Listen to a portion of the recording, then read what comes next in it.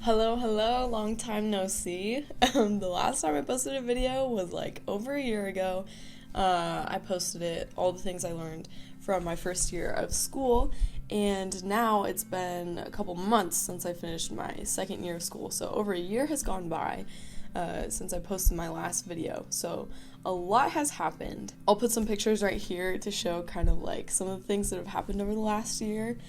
I always wish that I was more consistent with posting on here, but it's really hard once the school year starts to make like actual full-on videos because it takes time to plan, film, edit, and put it all out there, even though I love it so much. So I post a lot on Instagram because I feel like it's quick and easy. I feel like it's just like a digital scrapbook. I can look back on the things that I've done and always remember it. But I also just love creating creative content, and now that I'm on summer break, I thought I would maybe try to make at least one video. So here we are. So yeah, I'm going into my junior year now at NAU, Northern Arizona University, living in Flagstaff, Arizona. I love it here so much. And they really mean it when they say college goes by quickly, because I feel like I just started college, but I feel like I've also been here for a really long time. And, seriously, don't blink. Like, it goes by so quickly, and it's crazy to think that a year from now I will be going into my senior year of college, and I feel like I just got here. But I also do feel like a lot older at the same time. I feel like you kind of grow exponentially in college because so many things are happening, and you're meeting so many people, and so many experiences, and you can change so much in just 6 months. And so, yeah, I feel like I've changed a lot since the last year.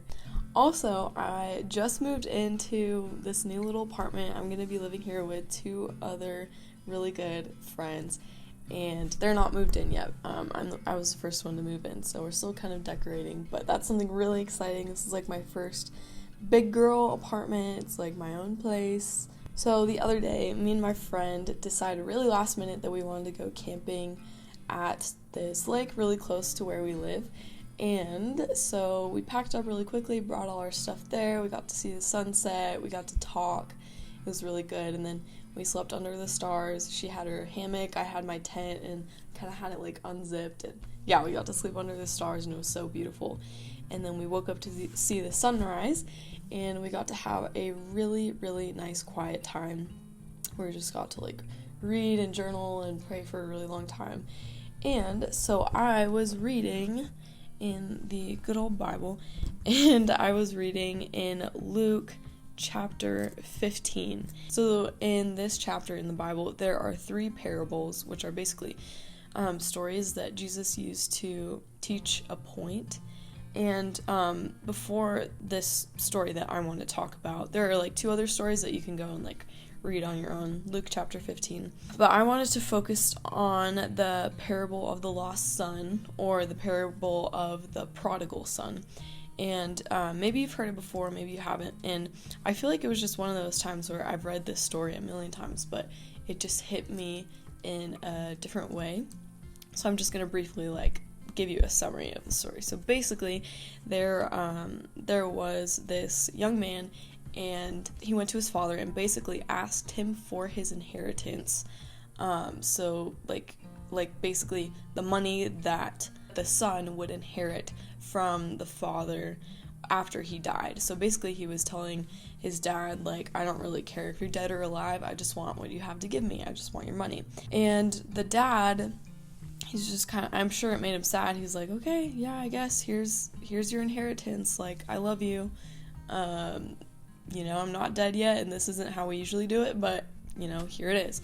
And so, then the son goes off, and he lives this wild life with all of this new money that he has. And he spends it on prostitutes and crazy partying and just living for himself and doing unhealthy things that eventually cause him, one day, he wakes up and he realizes that he has spent all of his money. He's dug himself into this deep, deep hole, and he's way worse off than when he started, before he asked his father for his inheritance. And he realizes because now he's like a beggar in the streets, and he doesn't have any money left, and no one will give him any food, any money. And he realizes that even his father's servants back at home have it better than him. Even his father's servants have food and a place to sleep. And so he's like, okay, that's it, I'm gonna go back home, and I'm not even worthy of like being a servant, so I'm gonna like practice what I'm gonna tell my dad. Like, I know I'm not even worthy of you taking me back. I know I'm too far gone, but will you please just like give me some leftovers to eat, a place to sleep, like a dry place to sleep. So he travels back home, and it's probably been a long time. It's probably been years. Like, it was enough time for him to spend his father's entire inheritance. So I'm going to read you this part. So he returned home to his father, and while he was still a long way off, his father saw him coming. Filled with love and compassion, he ran to his son, embraced him, and kissed him. So here it says, and while the son was still a long way off, like a long way down the road, his father saw him and ran to him. Do you know what that means? That means that his dad had to have been waiting and looking down the road for him. Like, he was expecting him to come home. He was maybe just hoping that one day his son that he loved so much would come home. And it says, filled with love and compassion, he ran to his son and gave him the biggest hug and kissed him all over. Like, imagine there's this big, like, this proper man, he's running down the road with this heavy, like, probably nice clothing, and he's running. And that wasn't like a proper thing that you would do. It was kind of improper to do that and run down the road. And then imagine this dad, he's kissing his son all over and hugging him. Like, can you imagine this picture? You'd probably think that this dad would be angry with his son that he left and he spent everything that he had. He has nothing else to leave behind, this father. But instead, he's filled with love and compassion, and he just missed his son, and he ran down the road, and you know the rest. So then the son tries to, give him his spiel that he's been practicing. His son said to him, Father, I have sinned against both heaven and you, and I'm no longer worthy of being called your son. But before he could even finish his sentence, the father said to the servants, Quick, bring the finest robe in the house and put it on him. Get a ring for his finger and sandals for his feet. And kill the calf we have been fattening. We must celebrate with a feast. For this son of mine was dead and has now returned to life. He was lost, but now he is found. So the party began. So there's more to this story that you can read on your own, but I just want to focus on this first part. So I think that this story is so great because if you think about it, so the son represents us and the father represents God. And I think this is so beautiful because Jesus is telling this story to make the point that we are never too far gone. We can never mess up too badly. We can never run too far away to come back home. We can always come back home. And we can always come back home to a father who is waiting for us with open arms and who is so excited when we come back. I think a lot of times we get it in our heads like, oh, this mistake was too big, or I messed up too badly today, or I'm too messed up and I feel like I can't even face him, like I'm too far gone.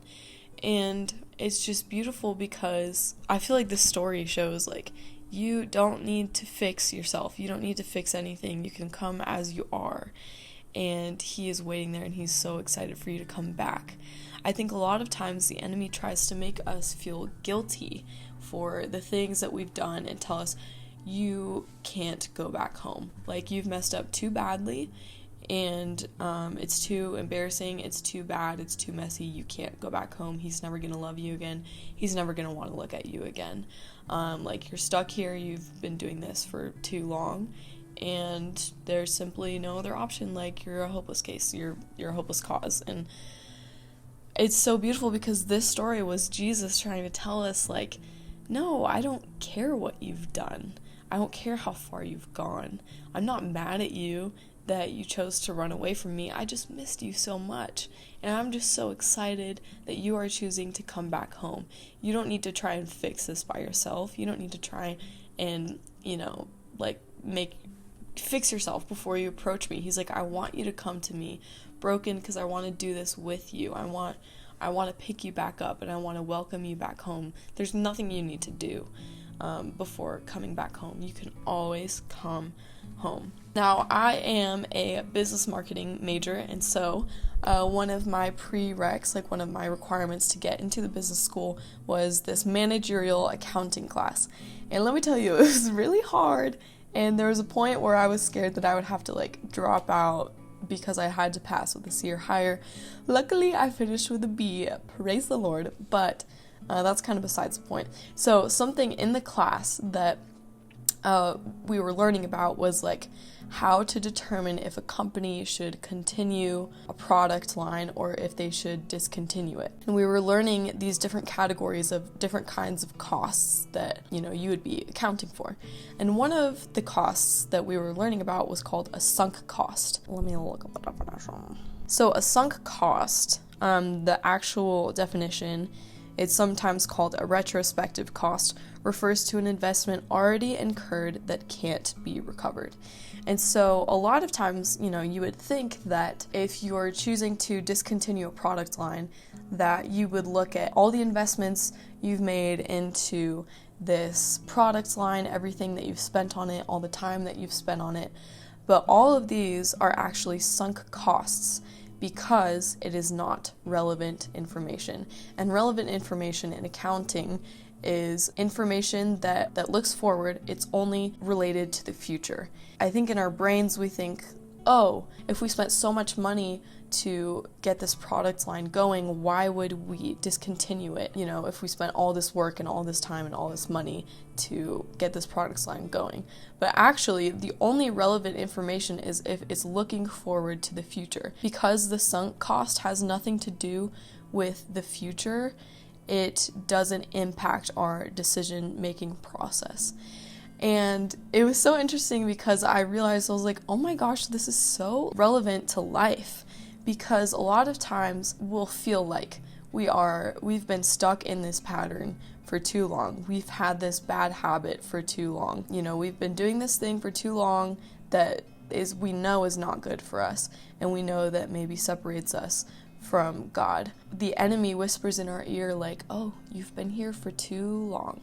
It's just too late. It's too late for you to turn back. It's too late for you to go home because you're too messed up and you've been here for too long.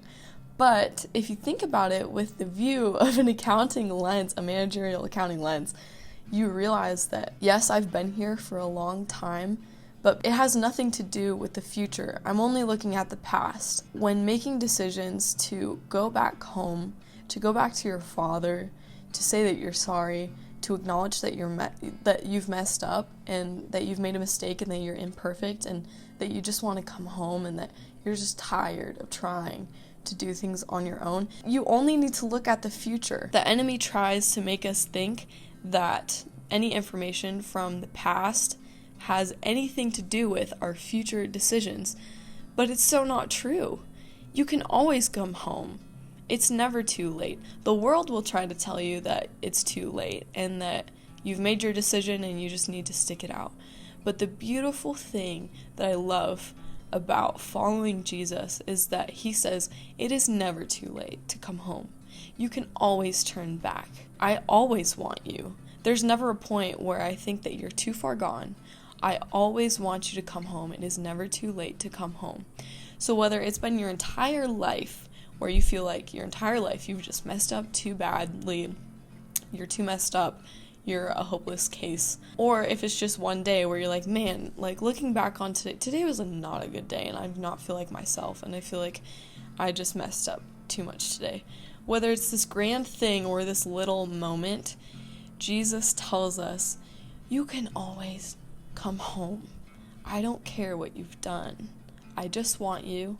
I just miss you. And I want to help you through this. You don't need to figure it out on your own. I'm here for you. The reason that anything exists, the whole reason we are here, is so that I can be with you. The whole point to existence, the whole point to life, like God created us because he loved us and wanted to have a relationship with us.